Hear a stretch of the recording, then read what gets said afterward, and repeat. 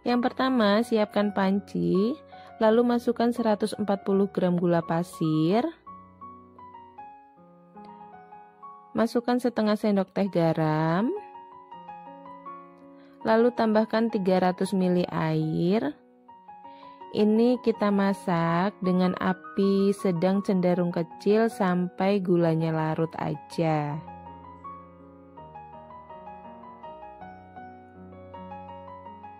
Nah, setelah gulanya larut, ini kompornya bisa kita matikan dan tunggu cairan gula ini sampai dingin.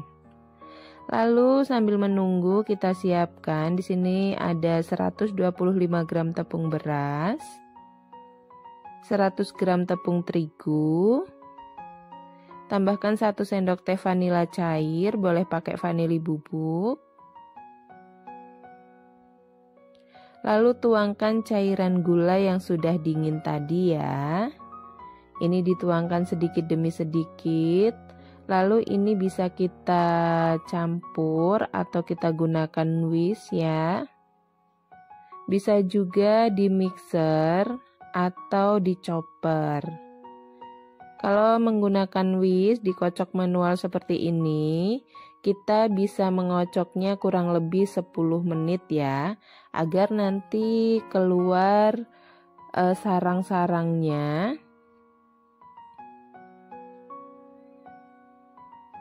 Nah, seperti ini.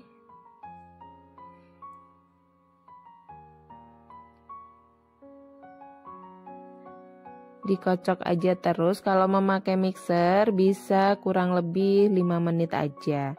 Lalu setelah 10 menit bisa tambahkan 1/4 sendok teh pasta pandan.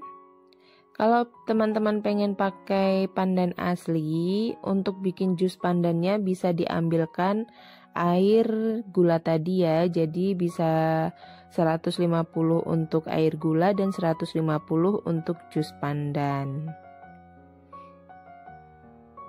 Lalu ini dikocok-kocok lagi sebentar agar pandannya tercampur rata. Setelah itu ini bisa kita diamkan 1-2 jam.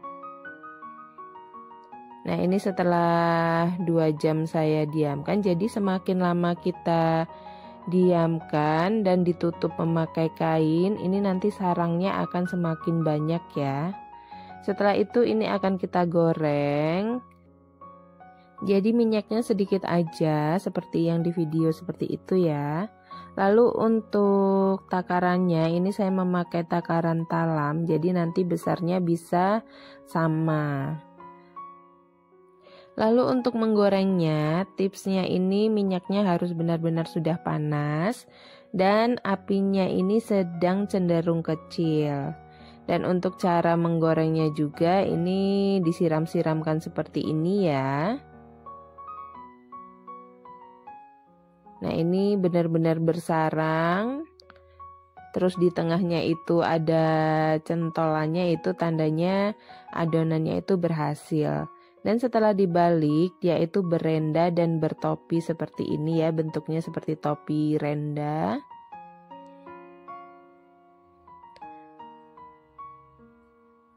Nah, ini kita goreng sekitar 2 menit.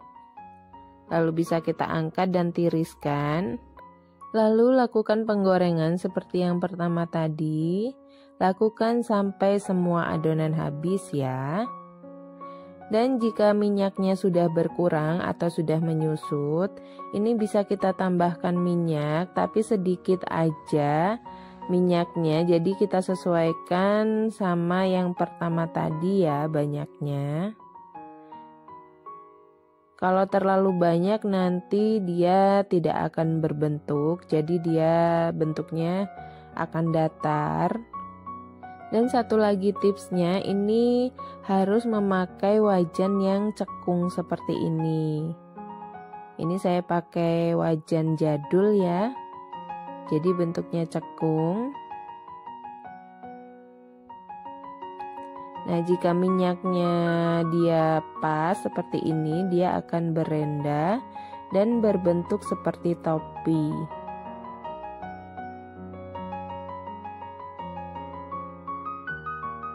Nah, mudah banget kan teman-teman? Pasti bisa ya teman-teman untuk membuatnya. Pokoknya ikutin aja trik-triknya. Insya Allah nanti pasti akan berhasil. Nah, ini saya sudah selesai menggorengnya. Jadi untuk satu adonan itu ini saya dapatkan 12 biji ya. Dan ini terlihat banget mengembang, terus serat-seratnya juga banyak. Pokoknya ini cantik banget ya teman-teman. Nah, ini akan kita coba buka satu. Untuk kue cucur ini memang dia banyak mengandung minyak ya. Jadi kalau untuk tipsnya, kalau untuk ditiriskan dia taruhnya itu miring, jadi biar minyaknya itu turun. Nah, ini untuk serat dalamnya tuh bersarang ya. Dan untuk rasanya ini enak banget, manisnya pas. Teman-teman wajib coba. Dan untuk ide jualan, ini bisa kita kemas memakai mika seperti ini. Bisa kita isi sesuai dengan harga jual kita.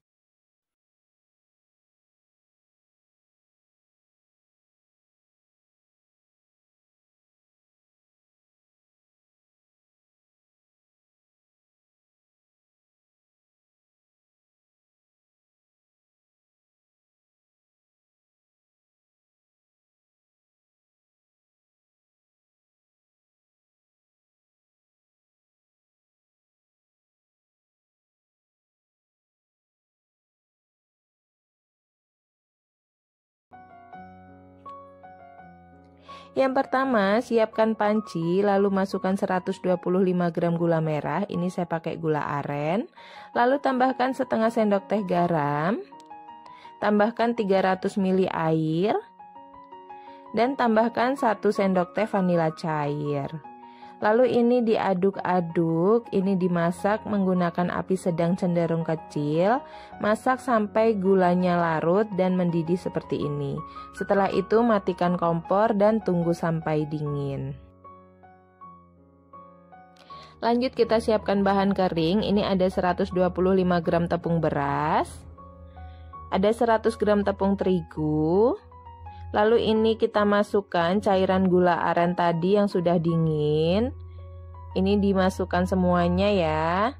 Untuk mengaduknya ini mau saya pakai mixer. Jadi ini di mixer menggunakan kecepatan yang paling rendah selama kurang lebih 5 menit aja. Nah, ini di mixer. Lalu kita rapihkan ya, pinggir-pinggirannya ini masih belum rata atau belum tercampur. Bisa kita rapihkan menggunakan spatula seperti ini. Dan kita lanjut mixer sampai kurang lebih 5 menit. Nah, ini sudah 5 menit, bisa kita matikan mixernya. Lalu adonan ini akan saya tutup menggunakan plastik wrap, bisa juga ditutup menggunakan kain bersih ya.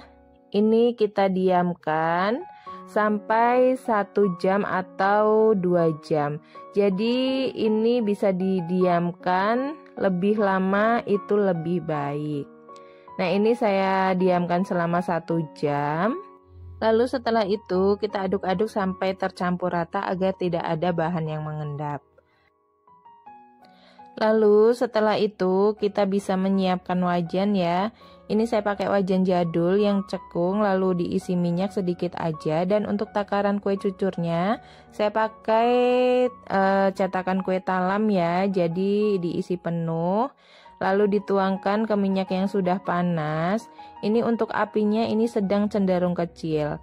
Dan untuk menggorengnya setelah atas permukaannya itu rata, bisa kita siram-siramkan minyaknya seperti ini. Dan setelah bawahnya sudah mengering, ini bisa kita balik ya. Nah, untuk dibaliknya ini sebentar aja.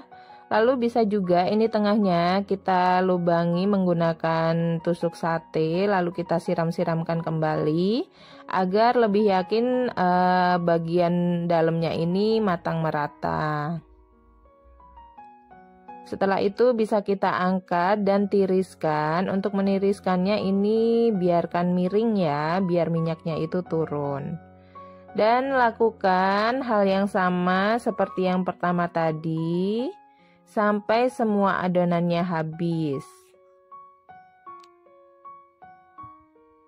Jika minyak yang kita gunakan sudah menyusut atau sudah berkurang, ini bisa kita tambahkan kembali ya.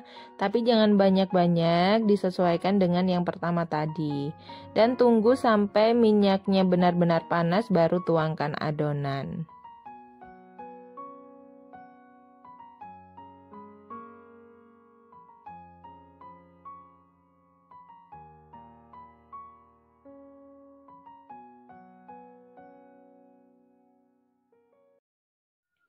Dan ini saya sudah selesai menggoreng. Ini hasilnya cantik banget ya teman-teman. Tuh kelihatan banget ini lembut dan berserat. Dan untuk bentuknya juga bertopi serta berenda. Ini tandanya adonannya berhasil ya. Mudah banget kan teman-teman untuk membuatnya. Dan ini mau kita coba buka dalamnya ya. Tuh, ini tuh lembut banget. Dan ini berserat, berongga ya dalamnya tuh. Bagus banget. Walaupun sudah dingin, ini juga masih tetap enak, masih tetap empuk ya, tetap lembut. Jadi untuk resep ini anti gagal dan ini lembut banget. Ini seratnya banyak banget ya. Dan untuk rasanya ini enak banget, manis, gurih. Dan ini cocok banget buat ide jualan. Dan jika ingin dijual, bisa kita kemas menggunakan mika bening seperti ini ya. Lalu kita isi sesuai harga jual kita. Nah, mudah banget kan teman-teman? Dan selamat mencoba, semoga berhasil.